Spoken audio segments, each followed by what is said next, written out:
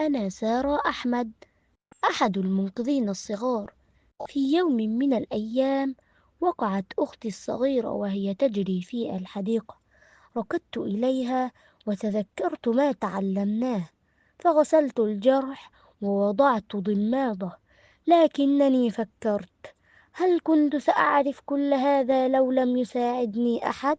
كلنا في حياتنا أشخاص يجعلوننا أقوى، يربوننا، يعلموننا، يحكون لنا القصص، ويشجعوننا حين نخاف.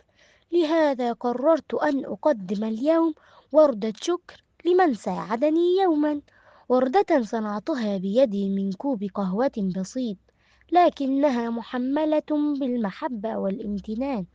فكروا الآن، من يستحق منكم وردة شكر؟ هيا لنصنعها معا ونرسلها بابتسامة.